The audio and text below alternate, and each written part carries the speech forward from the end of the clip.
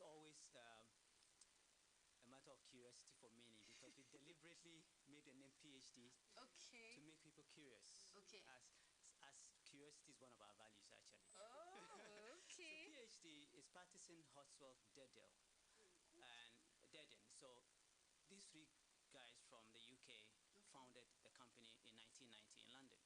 Okay. And so that's just three guys with their surnames, the initials of their surnames, and decided to arrange it in a way that makes you think, what is this about? Yeah. Is it that they are doing their PhD as they are working for clients or what? so I always get that question. So yeah, that's what it is about. Wow, it's amazing. And remember that we are streaming live on Facebook and YouTube, and you should see Mr. Ladzekpo. He's looking so sharp. So sharp. Man. On point.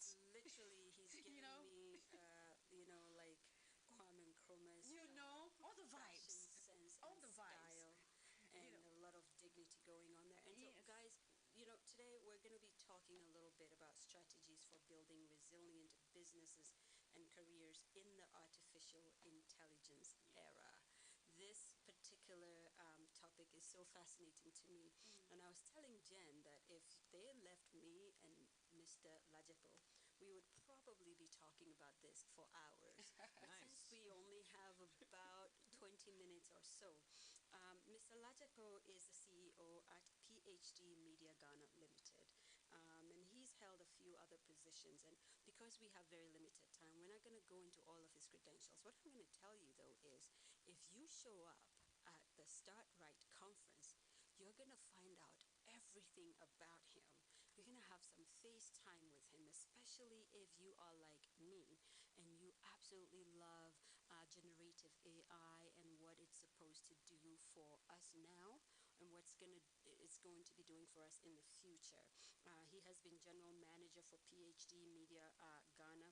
He has also been media executive buying and control at Media Reach OMD Ghana, and just so many other positions he's held all the way up until now. So he is definitely very well qualified to talk to us about this particular situation or topic.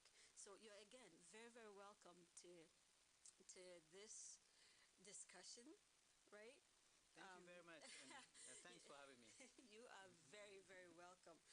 This year we've been talking about starting right, and we want to start right in all aspects of our lives. It's spiritual, it's communicative, it's all aspects of our lives. How can we, or how do you think artificial intelligence can help us on this particular journey? And I know this is a very packed question, but what are your thoughts? Maybe we can pick on that a little bit. Yeah, interesting. So because artificial intelligence is fairly new, I like the fact that you can think and talk about something new in a new year. And that alone by itself for me is starting right. Yes. In the sense that it's only about a year ago that it really became something that everyone is talking about because of the generative AIs that emerged. But 10 years back from now, we at PhD Worldwide conceived a thought leadership book that we wrote 10 years ago. So we wrote a book which we launched in June of 2015. So by 2014 we're writing the book, and we launched it in 2015 at Cannes in France at the Cannes Festival. I was about to say, was it a Cannes Festival? Yes. So from Cannes Festival, I as part of my work in Ghana for the global team, I launched in September 2015 a book called Sentience. Wow. Okay. The coming artificial intelligence revolution and its implications for marketing. That's the title of the book, Sentience. The coming AI revolution and its implications for marketing. Because we help marketers and brand builders to strategize, implement their marketing strategies, and do post-campaign evaluation and all that, we tend to always try to do a lot of trend analysis and forecasting to look ahead 10 years, 15 years into what is going to come. And so for us at PhD PhD worldwide, it's not surprising that now everyone is talking about AI because it's been coming. We saw it coming, and it is here. And so, for anyone who wants to start their year right, you want to start your year with something that would unfold anyway. The train has taken off. There's no stopping that train of AI because it's been building up for over 50 years actually. Wow. Yeah, so the guys who started working on machines becoming intelligent as human beings started working on computers about 50 years ago.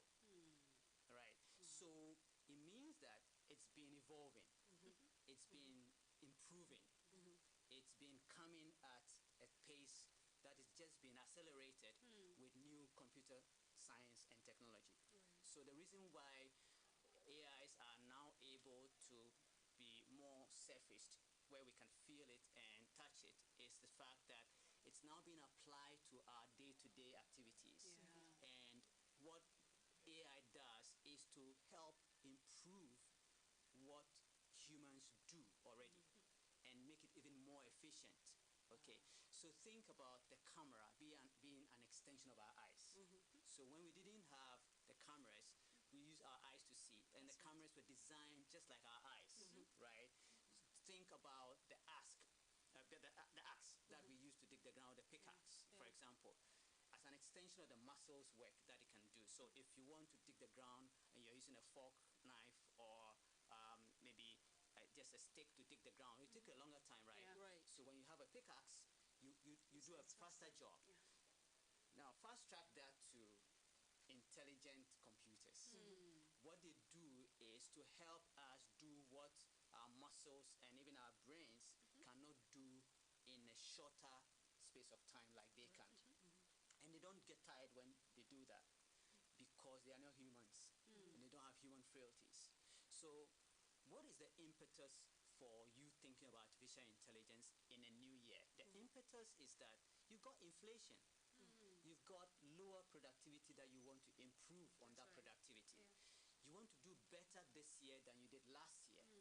And so artificial intelligence and the tools around artificial intelligence like ChatGPT can help you do better with less, do faster with more work actually, learn and read more. So recently I was judging some work internally that we present for awards at Cannes, and in the week leading to the closing window for the judges to submit their scores, I had a funeral and I was very busy. So then I turned on what most people would be using right now, where you have a PDF and you get artificial intelligence to read it for you, right? So as I was doing something, all the scripts were being read for me. I was listening to the scripts. I'll do a second reading to just check it out, but the AI helped for me to be able to do something whilst I'm listening to what I should be reading with my eyes on the screen, right? So then it's just efficiency, for productivity, multitasking, you know. So since the 2008 financial crisis, the world has fallen back on productivity. And the long tail of COVID, which happened in 2000 mainly, has also deepened the need for us to double our productivity as humans. And that's why we need AI. Because you need to do more in less time. That's right. With fewer people. Okay? You need to crunch more data, do more things with the aid of a machine that makes you more efficient, so that the gap between productivity and inflation, all over the world, inflation is... It's just skyrocketing. If anything, it is now falling back into the places that we want it to be. But when it skyrocketed, our productivities as human beings didn't skyrocket. No. But then, once there's inflation, people need more money to buy the same things that they need to come to work, right? But they are not as productive to be able to compensate for that inflation. Right. So we need to bring in machine to join man in compensating for all the shakeup we've had, especially post-COVID. And so it's important that at the start of a year like this, whilst it's still the long tail of COVID is still around, to want to bring to yourself, what can I do to be better, faster, and more efficient at what I do? Yeah. And I dare say even more effective. Because when you are able to analyze data faster and gain more insight, you can use that insight to strategize and do stuff that are more effective than if you didn't have a lot more insight. So that's, for me, from a marketing consultant's perspective and a strategist perspective, that's why you must start right With AI. with AI. Absolutely. It's amazing, Zoe. The conversation is amazing. I mean, the in-depth knowledge where you've taken us through is something that is, for me, Zoe she's like a nerd. So she practically is so much into AI. But for me, it's just a whole understanding on its own, how helpful AI is for us at this point in time, Right. and how we need it when Absolutely. it comes to massive productivity. And I think Zoe has something to follow up on. Oh no, I have a lot. I mean, in just the last 5 minutes, you've mentioned the 2008 financial bubble. Of course, you've mentioned generative AI, chat box, bots, and all kinds of things. And so my brain is firing on like all 5 cylinders at the moment. Nice. And I have so many questions for you, but I'm going to have to narrow it down. Right. One, when you were talking about efficiency and the fact that we needed machine to join man, I thought about a movie I had watched before where the machines rebelled and were not as helpful as they were supposed to be. And that brings me to the question that I wanted to ask. This is not part of the list, but this is for my personal consumption. How do we make sure that generative AI remains resilient and ethical? Yeah, good question. I think the ethical bit is something Very disturbing. something we're having to catch up on. So, Yes. somewhere, friends in London, the British Prime Minister convened a conference Yes. with all the top people, Elon Musk and all them. Yeah, so about regulation is always going to be catching up on technological On technology, because growth. the technology comes before regulation even Breakneck speed. thinks. Yes. So then we're always going to Right. be, and so that's just what it is. That the growth of technology and the advancement of technology will not allow us to prepare fully for it. But it's good that as conscientious human beings, we're talking about it and we're conferencing about it. We're charging ourselves. Leadership of countries are talking about it, and policymakers are talking about it, and actually starting laws Right. that are going to be effectively implemented. Schools are talking, universities are talking about Right, it. because recently I don't know if you caught that story where over 200 students literally just took AI and plugged in their questions and got their answers. And so, of course, everything was almost similar. And AI never really, especially ChatGPT, never spits out the same answers that you put in, even if you put in the same question like 2 seconds ago. ChatGPT will give you a different answer, but what we don't realize is the similarity in the way it is formed, sentence structure, and all of that. And so that's where the ethical situation comes in. Absolutely. Right. And Yeah. so not only regulators, but administrators, faculty in Right. schools, all of us have to devise ways and means to be able to spot. There are people who have developed apps already Yes. to spot and prevent plagiarism and so on and so forth. So we need to all evolve with the evolving technology in terms of what is the essence of education. Yeah. Okay, we need to ask those fundamental questions so that the application of knowledge to challenges in terms of solving and providing solution to challenges is the essence of education. Yeah. And so if you pass that exam but you cannot apply the knowledge to a problem at the office, then you didn't really understand what you were learning. And so we should move away from certificates to practical solution to problems. Right. And so even the questions that are set for students should be mainly focused on solving real life problems So that and hands-on approach to things. But if we say that, though, see, now you're just giving me more questions. Because if we say that, are we in effect making AI redundant, for example? Because AI, if you put translate and do something else, it begins to learn even your fingerprints. It's suddenly learning. But so are we saying that we're making AI more human? But I'll leave that question hanging in the air because we kind of have to move on. My question for you right now, though, is especially in an emerging market like Ghana, where sometimes when I see the computers in certain offices, I just go, my good God, what is going on? We're in 2024 and you guys are stuck in like 2003 or something with these computers. How can AI improve an emerging economy like Ghana to better compete in the world? Because it seems to me as though we need it, but I don't know how. And individually, we seem to be doing it. Because here you are talking about it, and I'm sure there's a lot of people who are like you, especially at PhD, and nerds like me. But how can we, as a collective, as a country, move forward competitively in this AI sector? Yeah, we by just applying the tools that are available that are AI driven in various aspects, and there are various areas already. Artificial intelligence is so broad. So broad. Yes. Today, most people know only about generative AI. Yes. But there is narrow AI, which started all this. Robotics is one. Drones that we see today are robots, actually. And drones are applied in agriculture, they are applied in security, and in production videography, in medicine, and all those things that improve connectivity. For example, the medical application. Yes. I watched somebody do a whole surgery with artificial intelligence. Not one time did he use his hands. Yeah, so that's even in terms of telemedicine. But I'm even talking about where delivery of drugs, delivery of blood to remote areas using drone technology. Oh my goodness, You know, how just during COVID, for example, it really helped.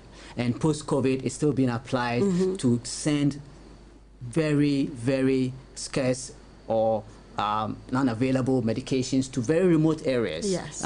And so all of a sudden, you find out that the emerging economies are the ones that stand to benefit the most. Whoa. Most from technologies like AI. That's a radical thought. Yeah. And it is true. Okay. Just to think about the drone example. You know, we're the ones that do not have enough roads. True. Enough airports. And so we're the ones that need the drones more to fly to remote areas to drop those parcels of medication or blood that is needed. And so let's think about in agriculture, applications in agriculture. We talk a lot about non-mechanized agriculture and all the disadvantages we have because we are emerging economy. Drones may be more affordable in doing some spraying of insecticides or even other kinds of surveillance on the farm and so on and so forth. So when you think about the applications of AI, it is the not-haves that really need AI. We may not have the money to invest in it, but the costs will continue to drop as access improves, as the computational speeds improve, and as the economy of scale applies to AI gradually, the cost per usage drops. Obviously drops, exactly, and access would improve. And there can be deliberate interventions by governments, civil society organizations, NGOs, churches. I was about to say NGOs for sure. So they are deliberate about applying artificial intelligence just to save costs because there isn't enough funding coming any longer, right? And so it's about how we think about the solutions it provides. Of course, we have to think about the ethics and the regulation that is required, but there are a lot of the positives that we are not using yet. And we unfortunately would probably have to go now, but man, I have so many other questions for you that we're probably going to kind of try to juice on the day of the conference. You know, situations like automation for maximized marketing, AI reading analysis of and learning customer behaviors and stuff like that. We're definitely going to get into that on the 27th. But my last question for you as a speaker for Sunny FM's this Start Right conference, how would you encourage listeners to join in the conference who are hoping to see, we are hoping to see in attendance? What are they going to necessarily get from your talk, which is, for me, one of the most fascinating talks, and probably one of the reasons I'm going to be there with my pen and my paper going, okay, Mr. Ladzekpo, how about this? I'm definitely going to be nerding out and asking you questions. And I know there's a lot of people out there just like me. So what are we to expect? So AI doesn't only help businesses, governments, or institutions. It helps individuals, just like we talked about with the emergence of generative AI. Yes. So we're going to be speaking about strategies that you can adopt as a person, as an entrepreneur, or as a business to make you more resilient in this era where things are changing very fast, where there's erratic, volatile economic conditions all over the world, and in particular in economies like ours. And so we're going to look at a few key strategies that everyone and every business should adopt in order to remain resilient in these turbulent times. Yes. Wow. I mean, again, guys, for me, I could just sit here, and I think I probably might do that if he didn't have anywhere to go yet. I'll just be like, Mr. Ladzekpo. I'm going to watch the match. Probably, oh, yes, there's that AFCON thing happening. He's like, nope, I'll catch you on Saturday, man. I got to go. But I would literally just sit under his tutelage and just imbibe. And that's why you need to be at the Start Right conference, just kind of being a part of the discussion, being a part of creating the solutions. Like he said, AI it's honestly, I know you mentioned 50 years, but it's probably more than that, because the U.S. military was using AI maybe 100 years ago, no lie. And so there's just so much to catch up on. And on Saturday, the 27th of January, at the Start Right conference, where Mr. Bright Ladzekpo is going to be, and Yawa Hansen Kwao, Joe Jackson, and a host of other speakers, we are going to be collectively talking about AI, emerging markets, market strategy, and of course ethics and resilience in this economy especially, and how to thrive and how to start right. And so please do not miss it, and we will see you soon. My name is Zoe Baraka, right here in the Sunny FM studio, Sunny 88.7 FM, and we've been here with Mr. Bright Ladzekpo. My goodness, what a bright mind.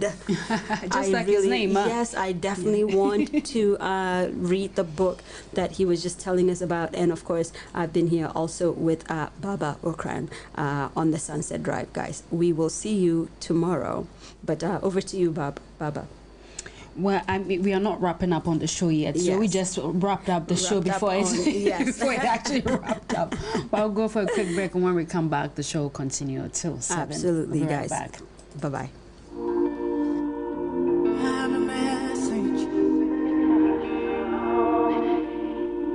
Congratulations.